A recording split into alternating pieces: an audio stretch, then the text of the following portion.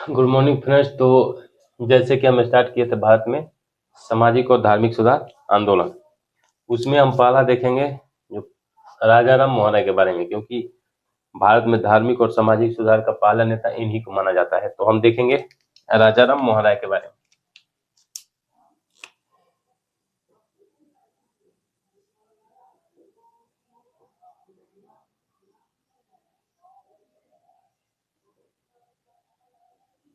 राजा राम मोहन राय, तो पहले थोड़ा सा इनकी हम जीवनी पर प्रकाश डालते हैं।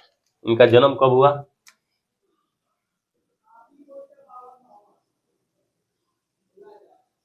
मई 1772 में। कहाँ? हुगली में। हुगली, हुगली, वेस्ट बंगाल। मृत्यु इनकी कहाँ हुई? 1833 में, ब्रिस्टल में, ब्रिस्टल, इंग्लैंड। जन्म मई 1772, हुगली में, वेस्ट बंगाल। ऐसे देखिएगा तो 22 मई को। इनकी मृत्यु 1833 में, सितंबर यहाँ लिख लीजिए, सितंबर 1833 में, सितंबर 1833 में ब्रिस्टल में। यह है ब्रिस्टल, ब्रिस्टल इंग्लैंड। इनकी कब्र कहाँ है? ब्रिस्टल में।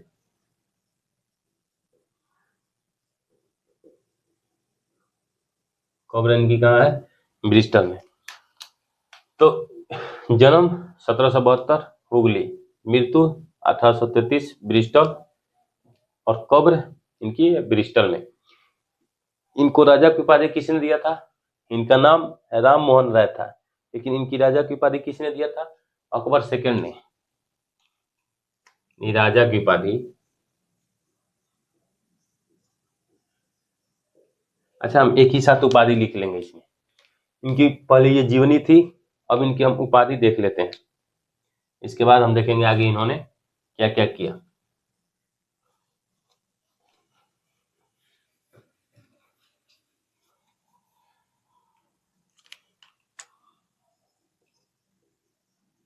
उपाधि, राजा की उपाधि किसने दिया था?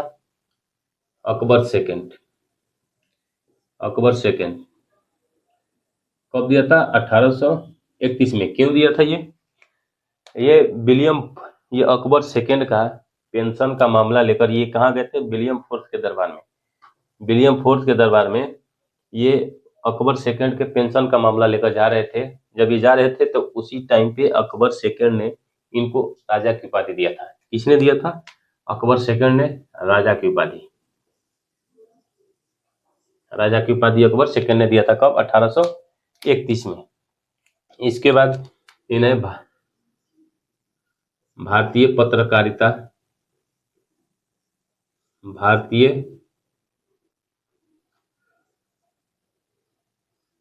भारतीय पत्रकारिता का अग्रदूत, अग्रदूत माना जाता है।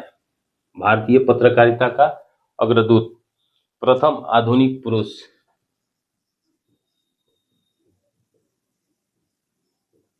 प्रथम आधुनिक पुरुष इनको बोला जाता है। अतीत और भविष्य का पुल कहा जाता है। अतीत और भविष्य का पुल। युगदूत, युगदूत, युगदूत किसने कहा है? सुभाष चंद्र बोस ने। युगदूत किसने कहा है? सुभाष चंद्र बोस। युगदूत, युगदूत किसने कहा है? सुभाष चंद्र बोस ने कहा है। भारतीय पत्रकारिता के अग्रदूत, आधुनिक भारत के जनक भी इन्हें कहा जाता है। प्रथम आधुनिक पुरुष, अतीत और भविष्य का पुल कहा जाता है।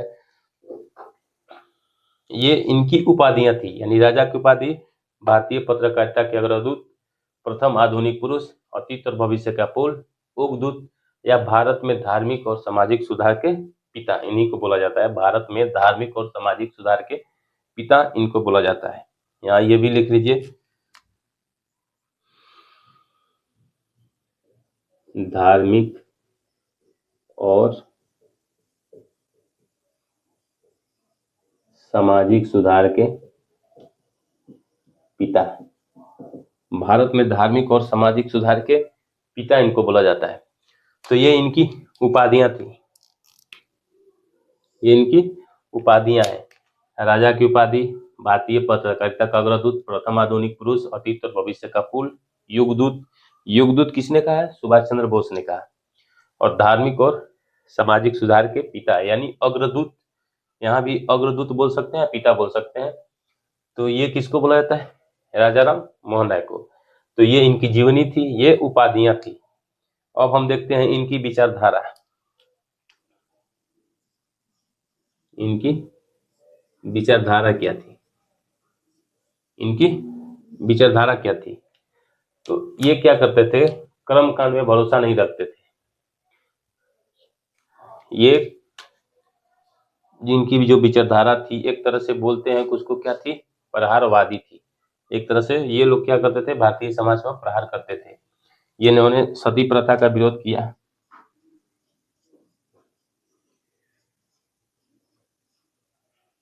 सती प्रथा का विरोध किया, बहुविवाह का विरोध किया, बहुविवाह का विरोध किया, बहुविवाह का विरोध किया, सती प्रथा का विरोध किया, बहुविवाह का विरोध किया, पर्दा प्रथा का विरोध किया, पर्दा प्रथा का विरोध,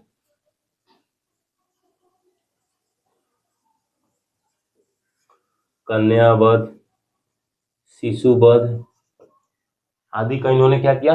विरोध किया। यानी सती प्रथा का विरोध, बहुविवाह का विरोध, पर्दा प्रथा का विरोध, कन्यावध, शिशुवध आदि इसका विरोध किया इन्होंने।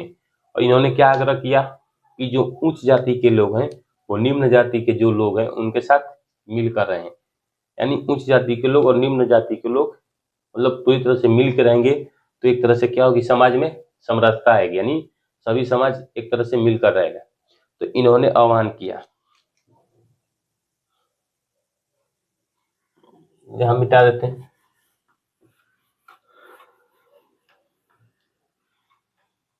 यानी ये समाज में क्या लाना चाहते थे? एक तरह से समरसता लाना चाहते थे। इनकी विचारधारा क्या थी? सती प्रथा का विरोध, बहुविवाह का विरोध, पर्दा प्रथा का विरोध, कन्यावध, शिशुवध जितने भी हो रहे थे उनका इन्होंने विरोध किया। तो इस समर्थन किसका करते थे? जब वो सबका विरोध करते तो समर्थन क्या था इनका? एकेश्वरवाद के समर्थक थे, यानी एकेश्वरवाद, एकेश्वरवाद, एकेश्वरवाद के समर्थक, यानी एक ही ईश्वर है, यानी एक ही ईश्वर के समर्थक हैं। जैसे अभी भी देखेंगे भारत में तो क्या है कि कुछ लोग होते हैं जो भागवत संप्रदाय को मानते हैं और कुछ लोग हैं जो शिव संप्रदाय, यानी जो एक तरह से कुछ लोग शिव को मानते हैं और कुछ लोग विष्णु को मानते हैं अभी भी। लेकिन ये इनका कहना क्या था कि एकेश्वरवाद का समर्थक, यानी एक ही ईश्वर है, उन्हीं का समर्थन कीजिए। इससे क्या होता कि जब मान लीजिए कि कोई जब एक ही ईश्वर को मानेगा तो ये लोग क्या करेंगे कि जब सारे लोग होंगे समाज में, सभी लोग वो एक ही ईश्वर को मानेंगे तो इससे क्या होगी? समाज में समरसता आएगी। यानी सभी लोग एक ही ईश्वर को मानेंगे, यानी सबकी आस्था एक ही ईश्वर के साथ रहेगी। इससे क्या होगा? सभी लोग मिलजुल कर रहेंगे, इससे समाज में समरसता आएगी। इसीलिए इन्होंने एकेश्वरवाद का समर्थन किया। इसके बाद स्त्री शिक्षा पर बल दिया, स्त्री शिक्षा पर, स्त्री शिक्षा पर बल दिया इन्होंने। एकेश्वरवाद का समर्थक, स्त्री शिक्षा पर बल दिया। स्त्री शिक्षा पर उस समय क्या था कि जो स्त्री थी उनकी स्थिति क्या थी? समाज में कमजोर थी। यानी उन लोगों में बहुत सारे आडंबर थे, सब पर्दा प्रथा था, बहुविवाह का प्रथा था। उससे क्या हो रही थी कि स्त्री की जो स्थिति थी वो कमजोर हो रही थी। तो इन्होंने क्या किया कि इस तरह से एक तरह से स्त्री को समाज में उठाने का काम किया। इसीलिए इन्होंने स्त्री शिक्षा पर बल दिया। इसके बाद विधवा विवाह का समर्थन किया, विधवा विवाह, विधवा विवाह का समर्थन। इन्होंने क्या किया? विधवा विवाह का समर्थन किया, यानी एकेश्वरवाद का समर्थक थे, स्त्री शिक्षा पर बल दिया, विधवा विवाह का इन्होंने समर्थन किया। इसके बाद सर्वधर्म संपन्न की बात की, सर्वधर्म सर्वधर्म संपन्न, यानी सभी धर्म क्या करें, एक साथ मिलजुल कर रहें। सर्वधर्म का समर्थन किया, अंग्रेजी शिक्षा का समर्थन किया इन्होंने। सर्वधर्म का समर्थन, अंग्रेजी शिक्षा का समर्थन, यानी सर्वधर्म का समर्थन, अंग्रेजी शिक्षा का समर्थन, शिक्षा का समर्थन किया। अब इन्होंने अंग्रेजी शिक्षा का समर्थन क्यों किया? क्योंकि ये खुद भी जाकर बाहर से जब पढ़कर आए तो वहाँ के उस समाज को देखा। जब वहाँ के समाज के यहाँ ये भी जब अब बाहर गए थे तो वहाँ के जब समाज को देखे ये, तो इनका भी दिमाग क्या हुआ, उन लोगों की तरह रिएक्ट करना शुरू किया। तो जब ये अंग्रेजी शिक्षा का समर्थन किया, इसका मतलब कि जो भारतीय लोग हैं वो जब अंग्रेजी शिक्षा के लिए, जब उन शिक्षा के लिए जब बाहर जाएंगे भारत से बाहर जाएंगे, तो इनका भी सोच कैसा होगा, जो वेस्टर्न है उन्हीं के जैसा विकसित होगा। तो इन लोग भी आकर भारत में क्या करेंगे, एक साथ मिलजुल करेंगे। इसीलिए इन्होंने अंग्रेजी शिक्षा का समर्थन किया। इसके बाद इन्होंने अंग्रेजी शिक्षा का समर्थन, एकेश्वरवाद का समर्थक, स्त्री शिक्षा को बल दिया, विधवा विवाह का समर्थन किया, अंग्रेजी शिक्षा का समर्थन किया और अंतरजातीय विवाह का समर्थन किया। अंतरजातीय विवाह का समर्थन किया, यानी एक जाति के लोग दूसरे जाति के लोग से शादी करें। इससे क्या होगा कि सभी से जो सभी जाति हैं उनमें क्या होगा, रिलेशन होगा, यानी संबंध बनेगा। जब संबंध बनेगा तो उन समाज के बीच, यानी जातियों के बीच कटुता क्या होगी, कम होगी। जब कटुता कम होगी तो वो क्या करेंगे, समाज में एक साथ मिलजुल कर रहेंगे। और इससे क्या होगा कि जो ऊंच नीच का जो भेदभाव है वो कम होगा। इसीलिए इन्होंने अंतरजातीय विवाह का समर्थन किया। तो इन्होंने एकेश्वरवाद का समर्थन किया, स्त्री शिक्षा को बल दिया, सर्वधर्म का समर्थन किया, अंग्रेजी शिक्षा का समर्थन किया, विधवा विवाह का समर्थन किया और अंतरजातीय विवाह का समर्थन किया। किसने? राजा राम मोहन राय ने। इसके बाद इनकी बहुत सारे पुस्तकें और पत्र हैं, ये भी देख लीजिए, पुस्तक और पत्र।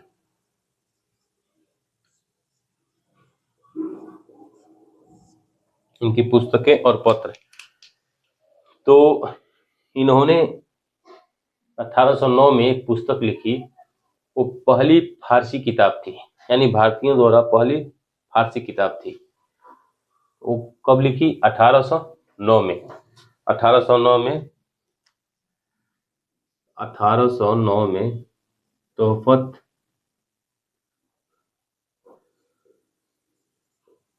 तोहफत उल मुहाउद्दीन,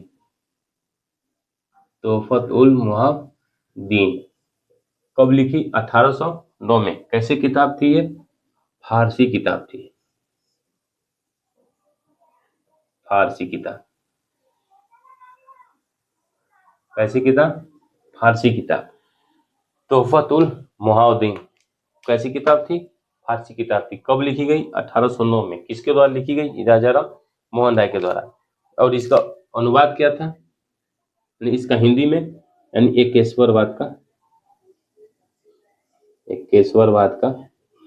समर्थक, एकेश्वरवाद का समर्थक, यानी तोहफत उल मुहाउद्दीन को उन्होंने लिखा, एकेश्वरवाद का समर्थक, 1809 में। इसके बाद इन्होंने 1820 में लिखा प्रेसेस ऑफ जीसस। 1820 में इन्होंने लिखा प्रेसेस ऑफ जीसस, यानी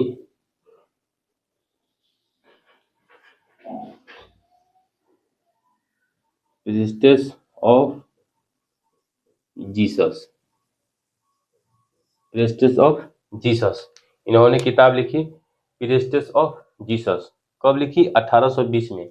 इसमें जो ईसाई धर्म पादरी हैं उनका इसमें खंडन किया गया। इसमें क्या किया गया, जो ईसाई धर्म पादरी होते हैं, यानी जो चर्च में पादरी होते हैं, उसका इसमें खंडन किया गया। कब? 1820 में। और इसको इंग्लिश में जॉन डिग्री की मदद से,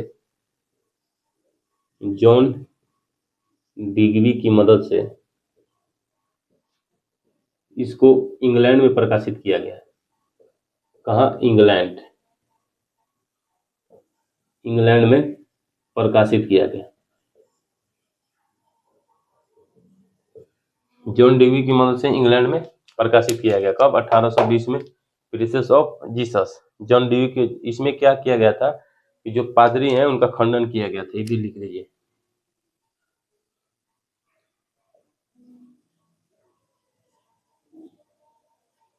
पादरियों का विरोध किया गया था, नहीं खंडन किया गया था 1820 में प्रीसेस ऑफ जीसस में। 1809 में तोहफतुल मुहाउद्दीन फारसी किताब है, एक ईश्वरवाद के समर्थक। 1820 में प्रीसेस ऑफ जीसस, इसको जॉन डिग्वी की मदद से इसको इंग्लैंड में प्रकाशित किया गया था। इसमें क्या किया गया था, पादरियों का विरोध किया गया था।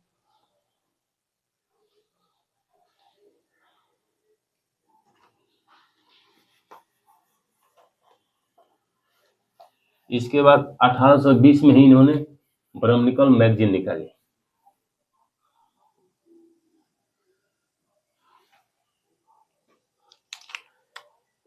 1820 में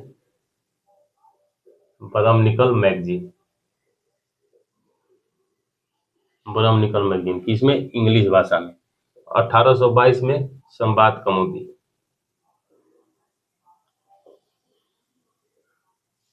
ब्रह्मनिकल मैगजीन इंग्लिश में, संवाद कौमुदी बांग्ला भाषा में। कैसी थी, साप्ताहिक पत्रिका थी, साप्ताहिक पत्रिका थी ब्रह्मनिकल मैगजीन, संवाद कौमुदी। कैसी भाषा, कब, 1822 में। 1822 में संवाद कौमुदी बांग्ला भाषा में और ब्रह्मनिकल मैगजीन इंग्लिश में। 1809 में तोहफतुल मुहाउद्दीन, 1820 में प्रीसेस ऑफ जीसस, इसके बाद 1820 में ब्रह्मनिकल मैगजीन इंग्लिश भाषा में, 1822 में संवाद कौमुदी बांग्ला भाषा में। कैसी पत्रिका थी, साप्ताहिक पत्रिका थी। इसके बाद इन्होंने उपनिषदों को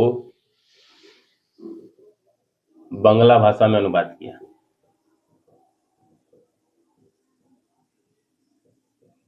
उपनिषदों को बांग्ला भाषा में अनुवाद किया। इनकी जो पुस्तकें थी उसमें तोहफतुल मुहाउद्दीन, प्रीसेस ऑफ जीसस, इसमें पादरियों का विरोध किया गया, नहीं ईसाई मिशनरियों का विरोध किया गया है। इसके बाद पादरी ईसाई मिशनरियों लिख लीजिए यहाँ,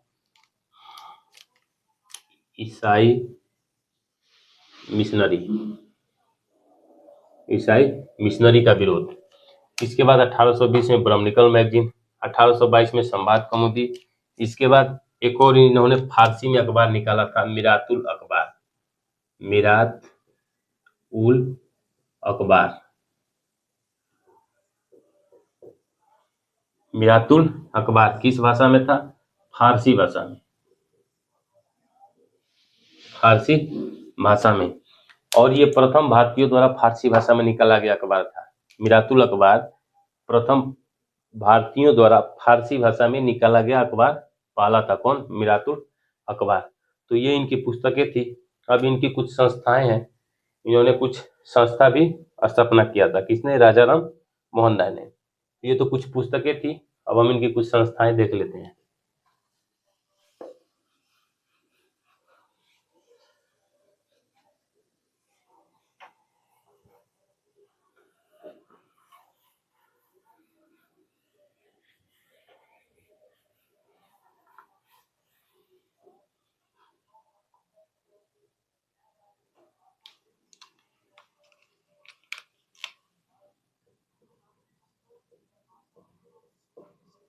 इनकी कुछ संस्थाएं थी।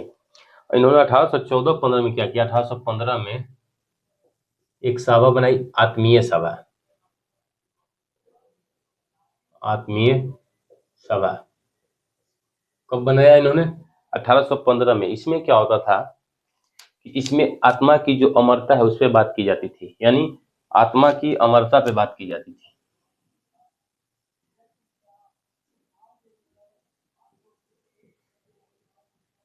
आत्मा की अमरता पर बात,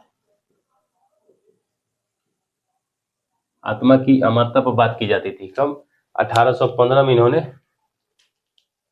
आत्मा की अमरता बात की जाती थी, आत्मीय सभा बनाया था। किसने, राजा राम मोहन राय ने। इन्होंने 1817 में एक हिंदू कॉलेज बनाया, 1817 में हिंदू कॉलेज, हिंदू कॉलेज की स्थापना किया है? किसकी मदद से? डेविड हेयर की मदद से। डेविड हेयर की मदद से 1817 में हिंदू कॉलेज की स्थापना किया। किसकी मदद से? डेविड हेयर की मदद से। और इसी को 1855 में प्रेसिडेंसी कॉलेज में बदल दिया गया।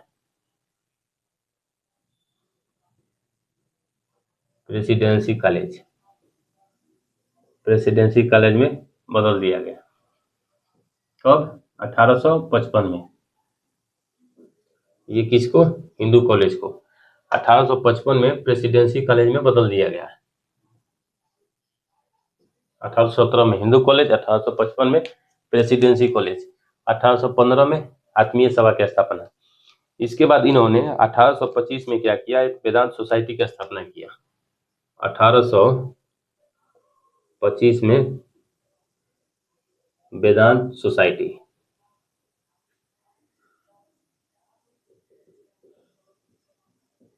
वेदांत सोसाइटी की स्थापना कब? 1825 में।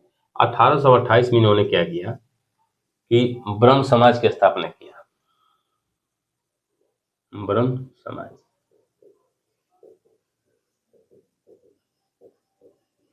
ब्रह्म समाज की स्थापना कब? 1828 में। 1828 में ब्रह्म समाज की स्थापना की।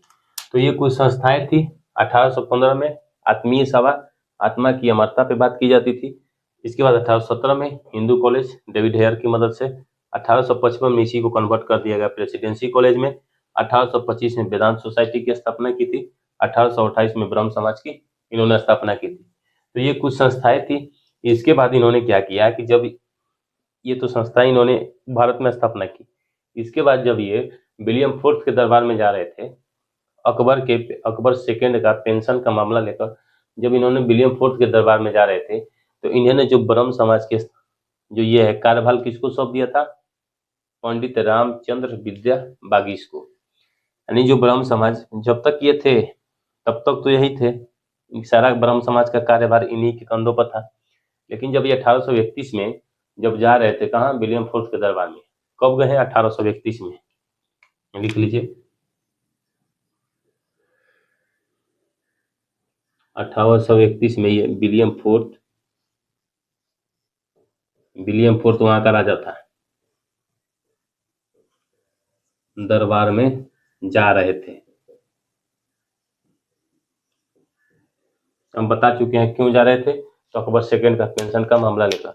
1831 में ये विलियम फोर्थ के दरबार में जा रहे थे, तो इन्होंने ब्रह्म समाज का सारा कार्यभार किसको दे दिया? पंडित रामचंद्र विद्यावागीश को।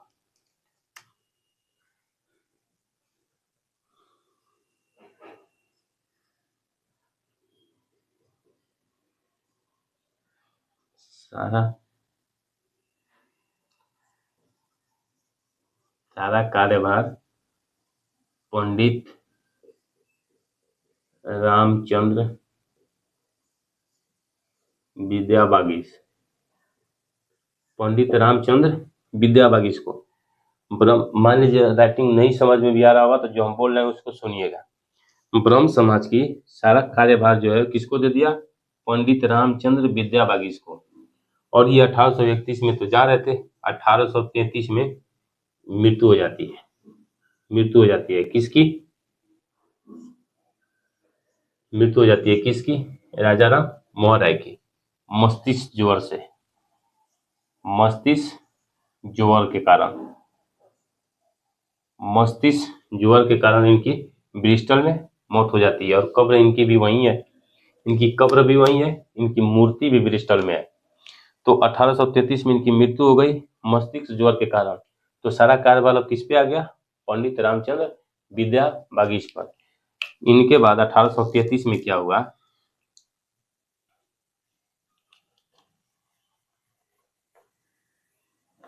1833 के बाद 1833 से 43 तक सारा कार्यभार आ गया द्वारकानाथ टैगोर पे। 1833 तक तो कौन रहा? पंडित रामचंद्र विद्यावागीश।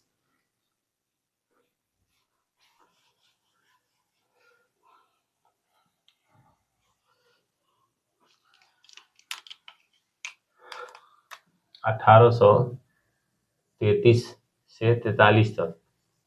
और 1833 तक, जब ये 1831 में जा रहे थे तो 1831 1833 तक किसके हाथ में रहा सारा बागडोर इस ब्रह्म समाज का? तो वो रहा पंडित रामचंद्र विद्या बागीश के हाथ में। इसके बाद 1833 से 43 के बीच ये आ जाता है महर्षि द्वारिकानाथ टैगोर के पास।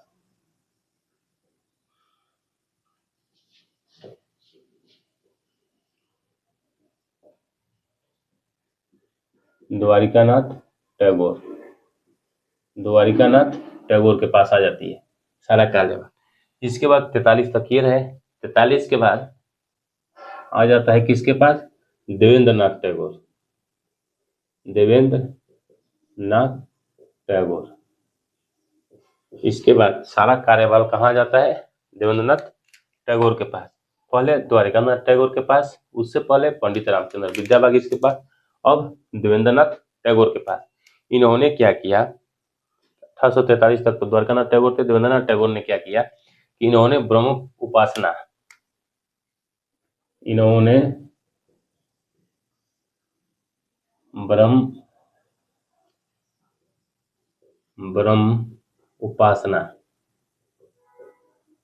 प्रारंभ की। इन्होंने ब्रह्मोपासना प्रारंभ किया। क्यों?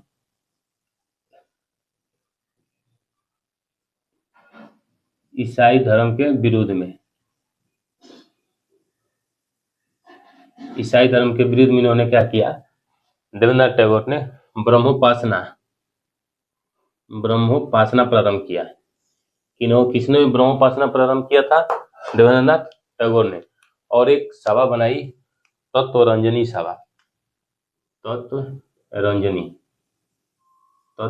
सभा बनाई। तत्वरंजनी सभा किसने बनाई थी? देवेंद्रनाथ टैगोर ने। और यही तत्वरंजनी सभा क्या करती थी? ब्रह्मोपासना करती थी। ब्रह्मोपासना करती थी तत्वरंजनी सभा। किसने बनाई? देवेंद्रनाथ टैगोर ने। और यही 1839 में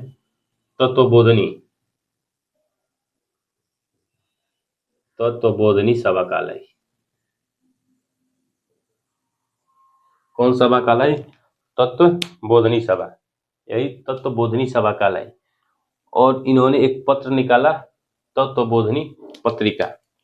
इन्होंने एक पत्रिका निकाला, तत्वबोधिनी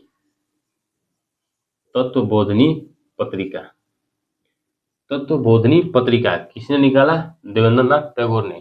और यही ब्रह्म समाज की पत्रिका थी।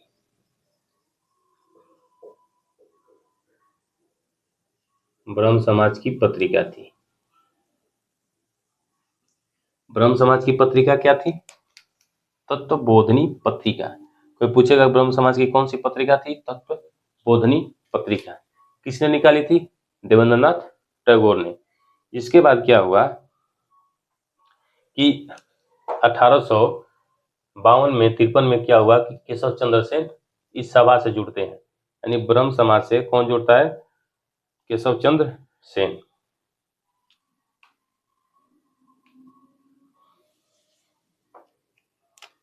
1857 में केशव चंद्र सेन जुड़ते हैं, ब्रह्म समाज से जुड़ते हैं।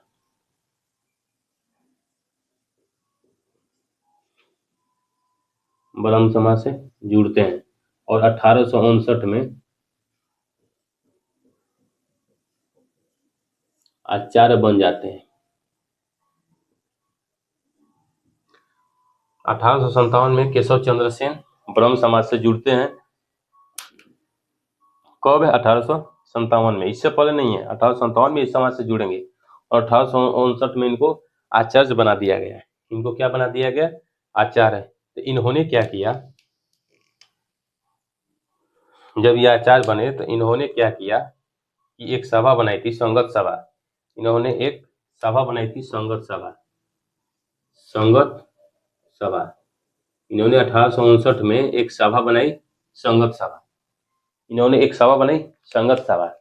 और इसमें क्या था? इस सभा में कि इनका झुकाव किसके तरफ था? ईसाई धर्म के प्रति था। यानी इनका झुकाव पादरियों की तरफ, यानी ईसाई मिशनरियों के प्रति इनका झुकाव ज़्यादा था। तो जब ईसाई मिशनरियों के प्रति इनका झुकाव ज़्यादा था, किसके, केशव चंद्र सेन के, तो इस सभा में क्या हुआ कि ईसाई मिशनरियों का हस्तक्षेप बढ़ गया। यहाँ लिख लीजिए, इस सभा में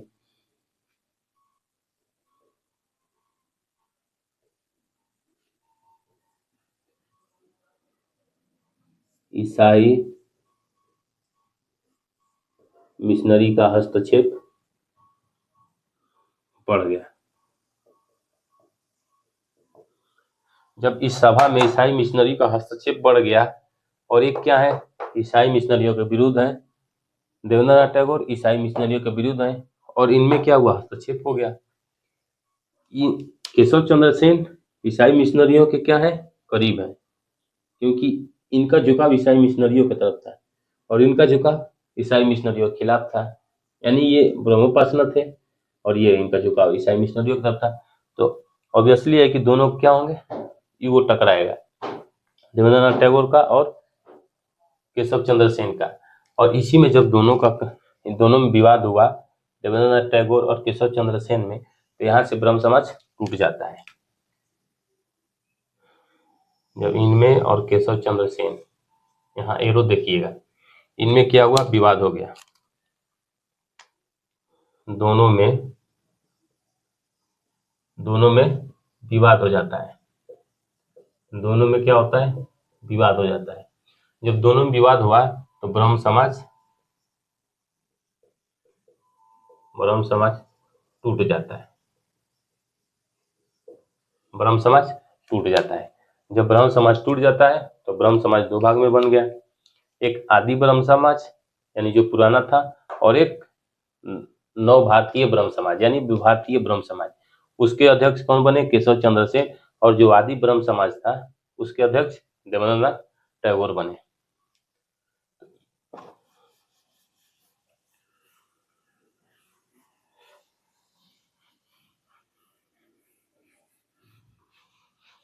इससे क्या हुआ, ब्रह्म समाज टूट गया दो भाग में, एक हुआ आदि ब्रह्म समाज और एक हुआ भारतीय ब्रह्म समाज, जिसके अध्यक्ष थे केशव चंद्र सेन। जब केशव चंद्र सेन ने भारतीय ब्रह्म समाज, अब देखते हैं भारतीय ब्रह्म समाज यानी Keshav Chandra Sen,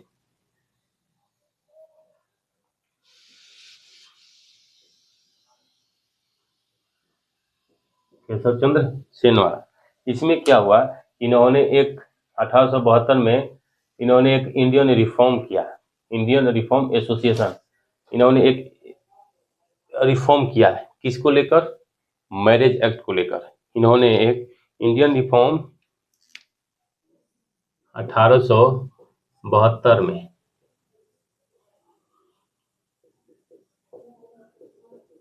Indian reform association, Indian reform association की स्थापना किसने किया, केशव चंद्र सेन ने। किसने किया, केशव चंद्र सेन ने। और इन्होंने एक रूल पास किया, एक मैरिज एक्ट पास किया, उसमें विवाह की उम्र से यानी सीमा तय की गई थी, यानी एक मैरिज एक्ट पास किया, मैरिज एक्ट पास किया, उसमें विवाह की उम्र तय की गई थी। फीमेल के लिए 14 वर्ष और मेल के लिए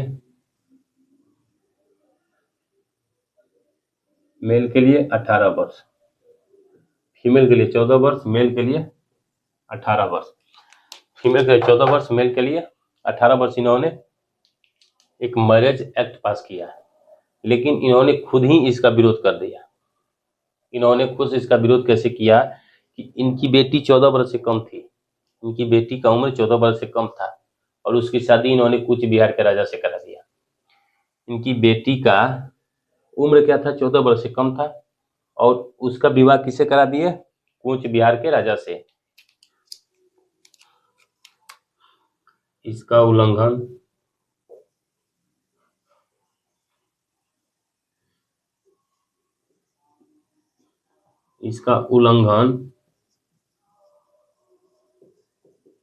खुद ही केशव चंद्र सेन ने किया। केशव चंद्र सेन ने किया।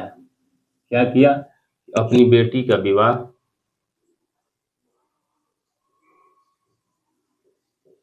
विवाह कूच बिहार के राजा से,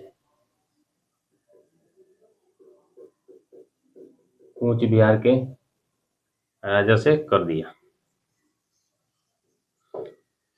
खुद ही इसका उल्लंघन किया कि अपनी बेटी का विवाह कूच बिहार के राजा से कर दिया। जब इन्होंने खुद एक एक्ट पास किया और खुद ही इसका पालन नहीं किया तो इससे क्या हुआ? लोगों में असंतोष फैल गया। जब लोगों में असंतोष फैल गया तो ये धीरे धीरे ये समाज ही खत्म हो गया। धीरे धीरे ये समाज क्या हुआ? समाप्त हो गया। धीरे धीरे ये सब समाज समाप्त हो गया। तो ये ब्रह्म समाज के बारे में था। अगर आप लोगों को अच्छा लगता हो तो आप लोग इसको ज़्यादा से ज़्यादा शेयर करिए ताकि हम लोग का मोटिवेशन बना रहे। तो हम नेक्स्ट क्लास में देखेंगे स्वामी दयानंद सरस्वती के बारे में। आज के लिए इतना ही। इसको ज़्यादा से ज़्यादा आप लोग शेयर कीजिएगा क्योंकि ये आप लोग के लिए हेल्पफुल होगा। हम श्योर बोल रहे हैं कि आप लोग के लिए ये हेल्पफुल होगा। तो आज के लिए इतना ही। धन्यवाद।